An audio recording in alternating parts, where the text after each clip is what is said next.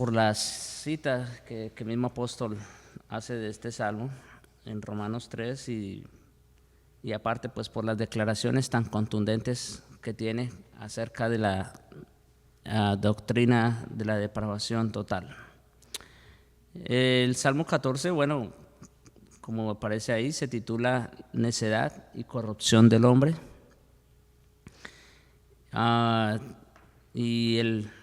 Igual como muchos de los salmos, empieza diciendo al músico principal, Salmo de David.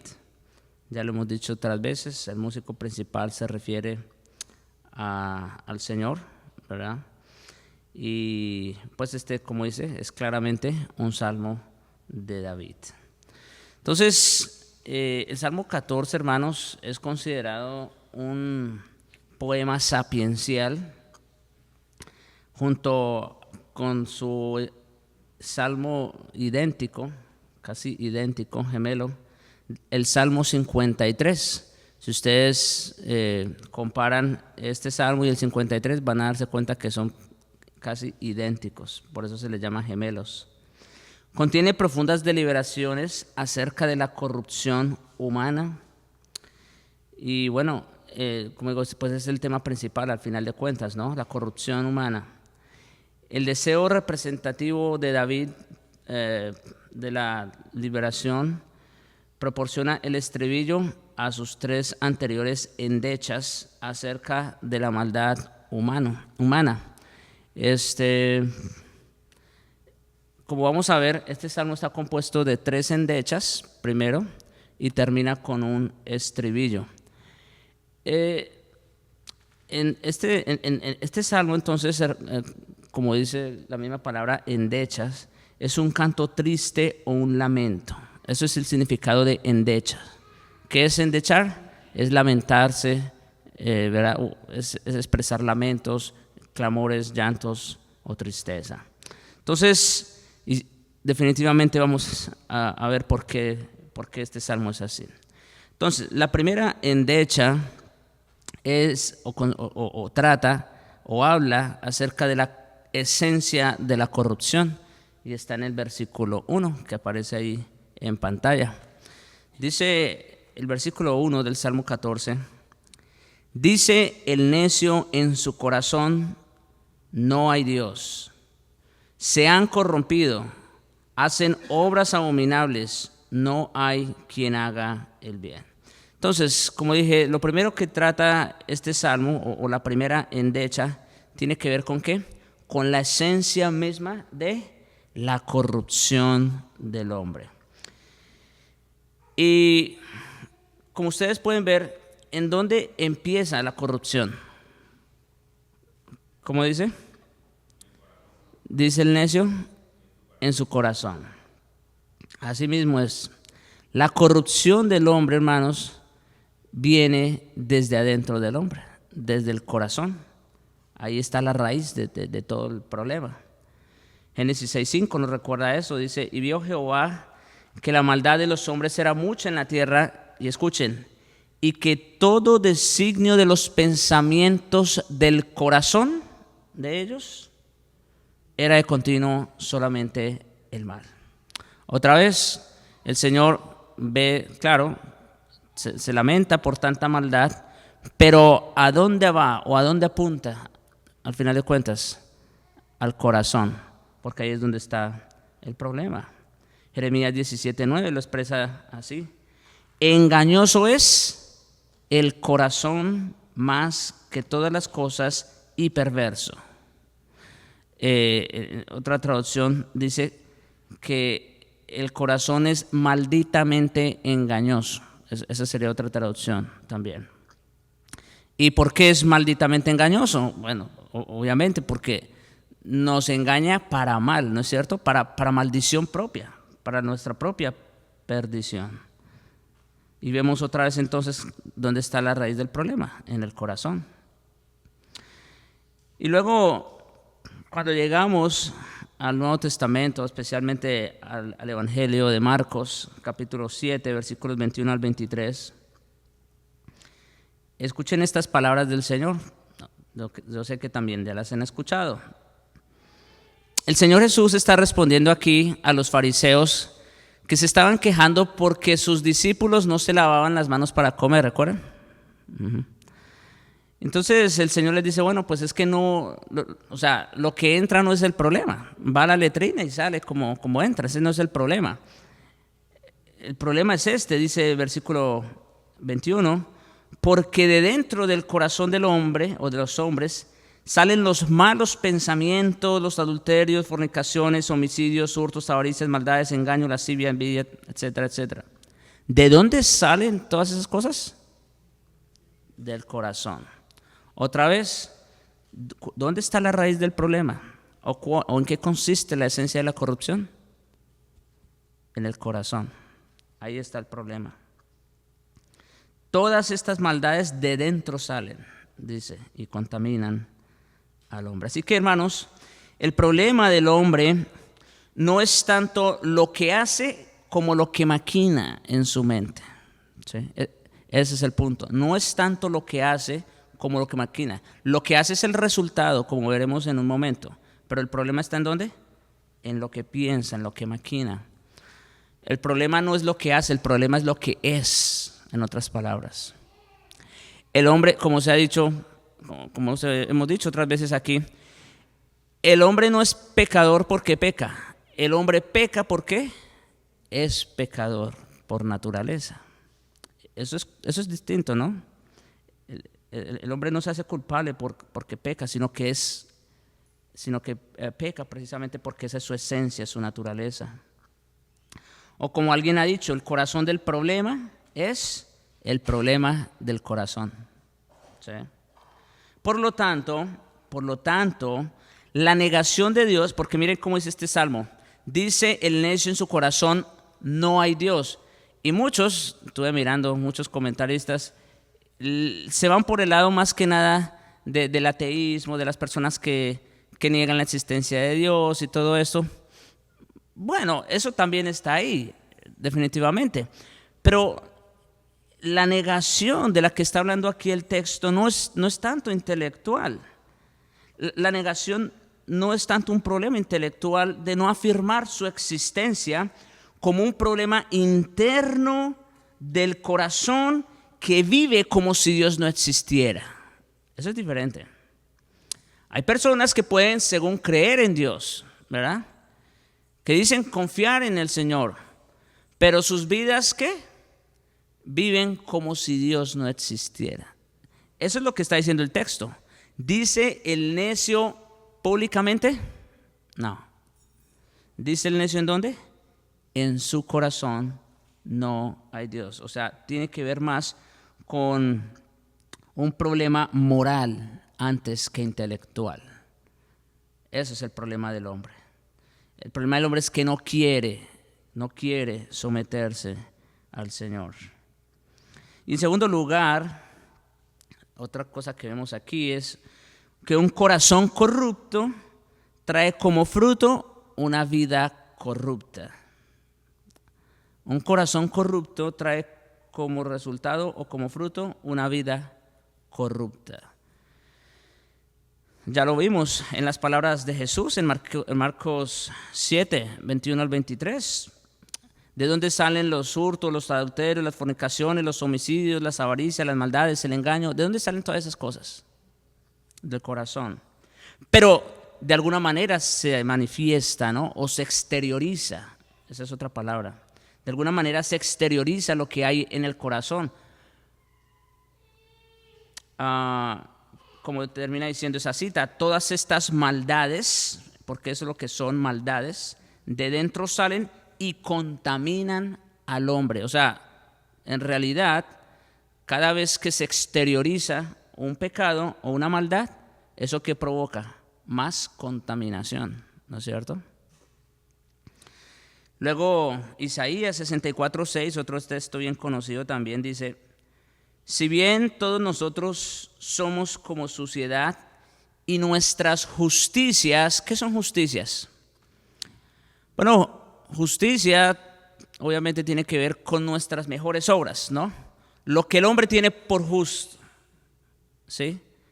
¿Y qué dice de nuestras mejores obras o de nuestras justicias? que son como trapo de inmundicia.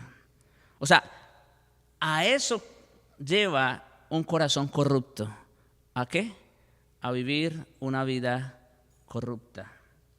Nuestras justicias como trapo de inmundicia. Y caímos todos nosotros como la hoja, y nuestras maldades, otra vez la acción, nos llevaron como viento. Y Santiago, capítulo 1, versículos 14 al 15, me encanta cómo lo dice Santiago, porque en realidad ese es el proceso de caída, vamos a decir, el proceso de decadencia de una persona en su estado natural. Dice, bueno, esto lo dice en contraste con que nadie diga que es tentado por Dios, porque Dios ni puede hacer el mal, ni tampoco tienta a nadie. Y entonces el contraste es este, sino que cada uno es tentado, ¿cuándo? Cuando en su propia concupiscencia, o sea, del corazón, como se dijo hace un momento, o sus deseos, es atraído y seducido. Entonces, versículo 15, la concupiscencia, ese deseo pecaminoso, después que ha concebido, ¿se dan cuenta? Después que ha concebido, ustedes ya saben, en términos de maternidad, está usando aquí, ¿no? La concupiscencia es ese deseo más profundo del corazón. Pero una vez ha concebido, da a luz, ¿qué cosa? El pecado.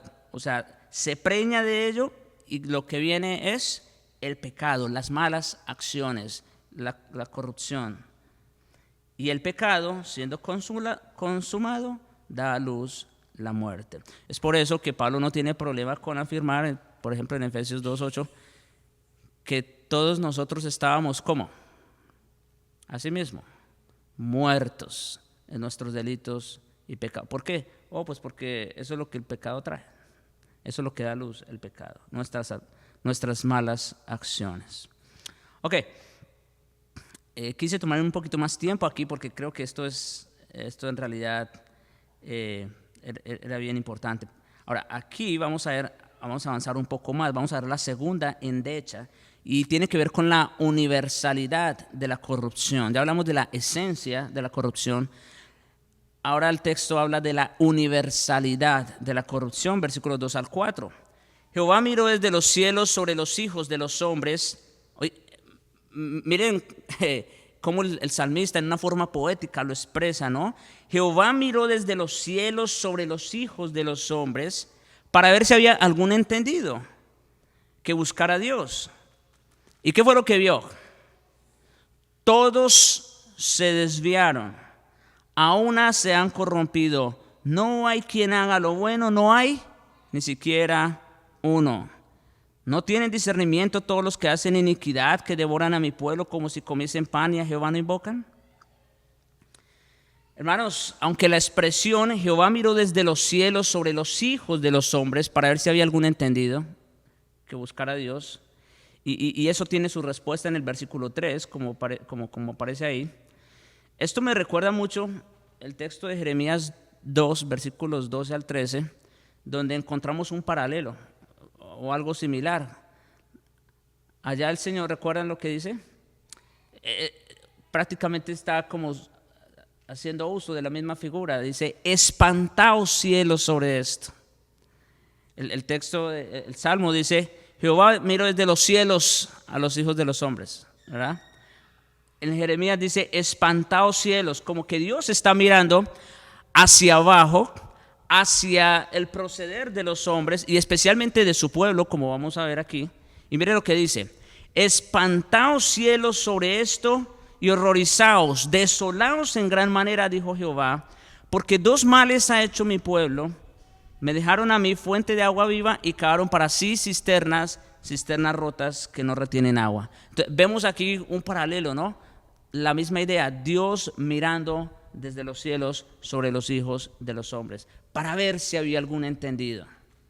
¿Y qué encontramos en Jeremías? Me dejaron, Y está hablando del pueblo que conocía el pacto, la promesa. Por supuesto, este salmo también tiene la respuesta. La respuesta inmediata es del todo contundente y se convierte en una de las afirmaciones más fundamentales de las Escrituras. Dice: todos se desviaron, a una se han corrompido. No hay quien haga lo bueno, no hay ni siquiera uno. O sea, más claro no se puede. Más claro no se puede. Y digo, esta es una de las afirmaciones más contundentes porque es clara. Hasta un niño de 8 años lo puede entender. Esta es la más clara afirmación acerca de la universalidad de la corrupción humana. Por ello no es de sorprender que Pablo incluyera estas acusaciones en Romanos, precisamente 3, versículos del 10 al 12. Pablo está citando estas palabras textualmente. Allí en Romanos, donde aparece la mejor exposición de la doctrina de la depravación total. Y esto, por supuesto, trae como resultado una condición de muerte espiritual que Pablo desarrolla en los versículos que siguen de Romanos 3. Cuando dice, versículos 3 en adelante, sepulcro abierto es su garganta. O sea, acaba de decir que no hay justo, no hay ni aun uno, no hay quien haga lo bueno, no hay ni siquiera uno. Y luego miren cuál es la conclusión o cómo se expresa de estas personas. Sepulcro abierto es su garganta, con su lengua engañan, veneno de áspides hay debajo de sus labios, su boca está llena de maldición y de amargura, sus pies se apresuran a derramar sangre, quebranto y desventura hay en sus caminos y no conocieron camino de paz. No hay temor de Dios delante de sus ojos. ¿Qué es eso? Bueno, eso es una condición de muerte espiritual. Esa es la condición de toda persona en su estado natural. Y el versículo 4 aquí nos habla del alcance de la corrupción. Dice, no tienen, esto es una pregunta retórica. Dice, ¿no tienen discernimiento todos los que hacen iniquidad, que devoran a mi pueblo como si comiesen pan y a Jehová no invocan? Hermanos, la corrupción del hombre puede ser tal que se vuelven contra sus propios semejantes. Y en este caso en particular está haciendo mención ¿de quién? Del pueblo del Señor. Así es. Muchas veces, y el Señor lo dijo,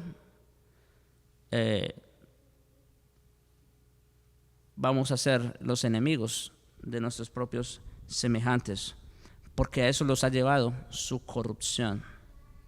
A eso los ha llevado. Ya hablamos de la esencia de la corrupción, ya hablamos de la universalidad y alcance de la corrupción. Y la tercera endecha en este salmo tiene que ver con la futilidad de la corrupción. Esa palabra futilidad, por si acaso, es sinónimo de vaciedad, falta de saciedad o sin propósito. Eso significa futilidad.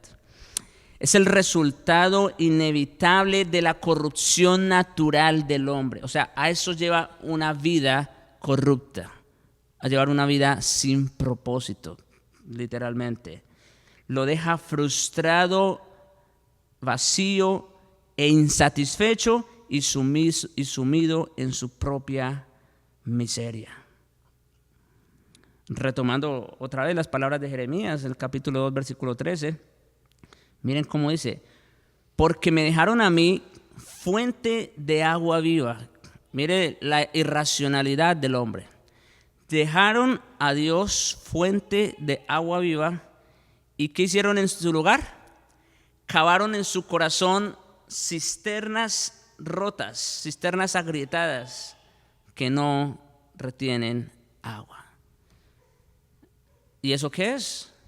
Bueno, eso es lo que estamos diciendo.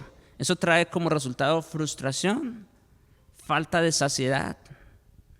Nunca están satisfechos porque se llenan con cosas, escuchen esto, tratan de llenar su corazón con cosas que realmente nunca lo van a llenar. Por eso son cisternas rotas. No retienen y no pueden retenerla, porque precisamente están rotas. Y en su lugar han dejado la fuente de agua de vida. A esto, hermanos, conduce la necedad del hombre a su propia destrucción. Por eso dice el texto: ellos temblaron de espanto, porque Dios está con la generación de los justos. Del consejo del pobre se han burlado, pero Jehová es su esperanza. Ellos temblaron de espanto. El texto paralelo en el Salmo 53, acuérdense, 53, 14 son paralelos.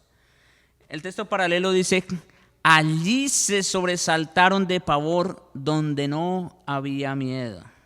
Es decir, para el culpable, oigan esto, hasta el movimiento de la hoja de un árbol le puede causar miedo. ¿Sí? Hasta el culpable, la hoja de un árbol le puede causar miedo. Y esto no es otra cosa que un adelanto del infierno. Por eso, otra vez, ellos temblaron de espanto, se sobresaltaron de pavor. Esto no es otra cosa que un adelanto del infierno que les espera, donde el gusano de ellos no muere y el fuego nunca se apaga. Ahora, todos los exégetas serios están de acuerdo con que el gusano, al que hace referencia el Señor en Marcos 9:44, es una referencia a la voz de la conciencia, la cual nunca dejará de atormentarlos por los siglos de los siglos. Pero mientras tanto, mientras están de este lado, ya se sobresaltan de pavor, ya andan temblando. Cuando les ocurre una miseria, entonces están temblando de miedo. Pero una vez se le pasa el efecto de esa circunstancia adversa, siguen en su pecado y en su miseria. Ese, mis hermanos, será el fin de todo hombre que muera en su estado de corrupción natural. Opuesto a todo lo dicho hasta ahora, Dios está con la generación de los justos. Dios está, esto, hermanos, debe alentarnos a los creyentes. Hemos estado hablando de la condición del hombre en su estado natural, un estado depravado, un estado corrupto. Esta es una imagen, una radiografía de lo que es el hombre en su estado natural. Pero no así con los hijos de Dios. Dios está con la generación de los justos. Él es su esperanza. La situación ha cambiado radicalmente. Por eso Pablo, sin ningún temor, dice: ya no hay condenación para los que están en Cristo. Esa situación ha cambiado. El Salmo 112, 1 al 12, yo creo que también es, no lo voy a leer porque es una porción un poco más extensa, pero ahí tenemos también una descripción de lo que es de lo que es ser, vamos a decir, de ese grupo, de lo que es estar del lado de Dios. Las bienaventuranzas también son una clara expresión de esta hermosa verdad. Ustedes se imaginan, hermanos, bienaventurados los pobres en espíritu, los que pueden ver y reconocer su propio pecado, su propia corrupción, como estamos viendo. Son bienaventurados, porque Cristo no vino a salvar a justos, sino a pecadores. Cristo no vino a sanar, ¿verdad? O a levantar al sano, sino al que está enfermo, o muerto, mejor dicho, según la doctrina. Y Cristo dice: bienaventurados. Bienaventurados los que lloran, los que se lamentan precisamente por esa condición. Bienaventurados los mansos, no los fuertes, no los ricos, los mansos, porque ellos heredarán la tierra. Bienaventurados los de limpio corazón. ¿Por qué? Porque ellos verán a Dios. ¿Quiénes son los de limpio corazón? obviamente, una persona que ha nacido de nuevo, los hijos de Dios. Y para ellos hay esperanza. ¿Cuál? Verán a Dios. Antes no se podía ver a Dios, ustedes saben. La escritura es clara. Ninguno puede ver a Dios y seguir en pie. Pero para los tales sí hay esa esperanza.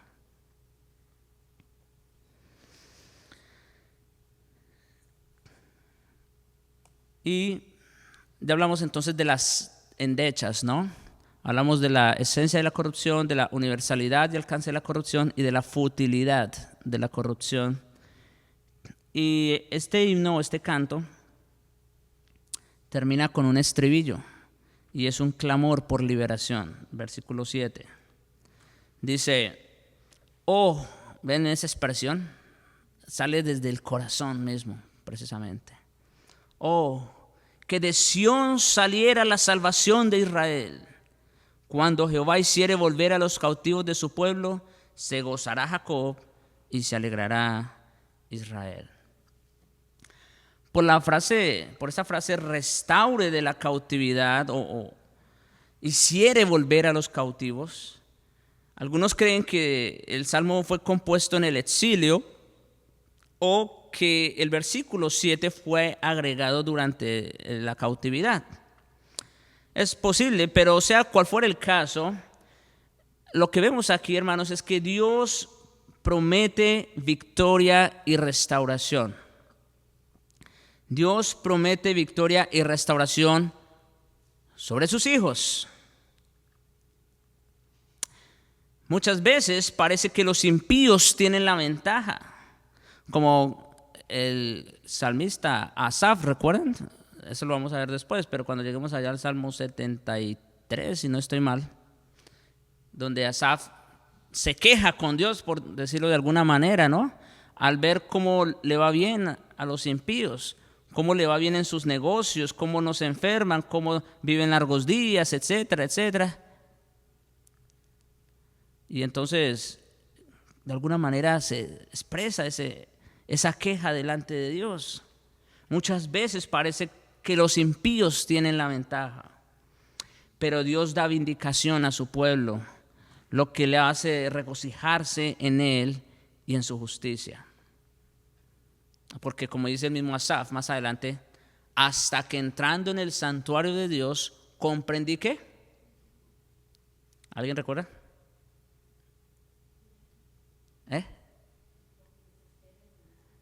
Sí, exacto, esa es la idea. Hasta que entrando en el santuario de Dios comprendí el fin de ellos. ¿Cuál era su fin? Sí, hermanos, aunque por ahora parece que llevan la delantera, y el Señor lo dijo así, no nos de extrañarnos, en el mundo vamos a tener aflicción, eso es verdad, eso es normal. Si eso hicieron con el árbol verde, que no harán con las ramas secas, eso es una verdad, eso va. Pero no será siempre así. Dios da vindicación a su pueblo y eso lo hace regocijarse en Él y en su justicia. Lo segundo que está claro aquí es ¿de dónde viene la liberación? ¿Qué dice el texto? De Sión. Eso es interesante. Sión, hermanos, es una referencia directa al lugar de la presencia de Dios. Y puesto que ese lugar estaba en Jerusalén, de hecho así se le llamaba muchas veces, pues estar haciendo una alusión precisamente a dicho lugar.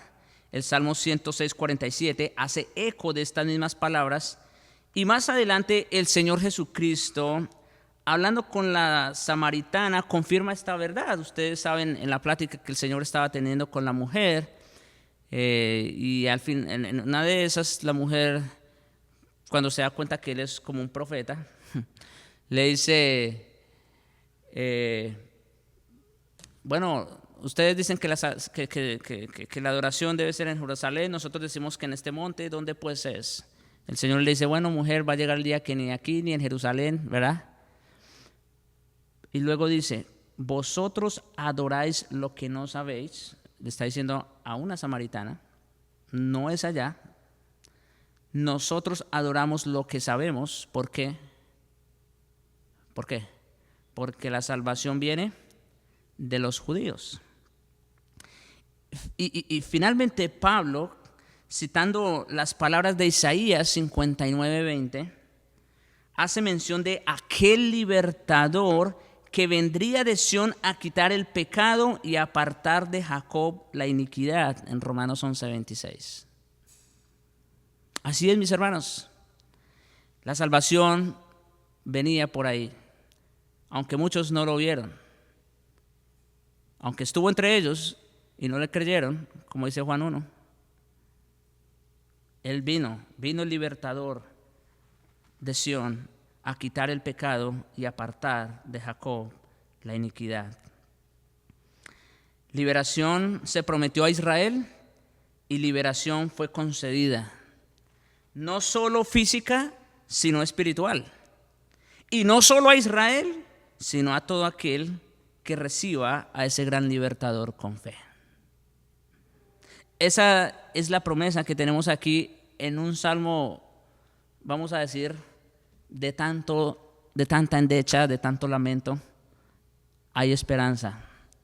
Hay esperanza para los que esperan en esta promesa.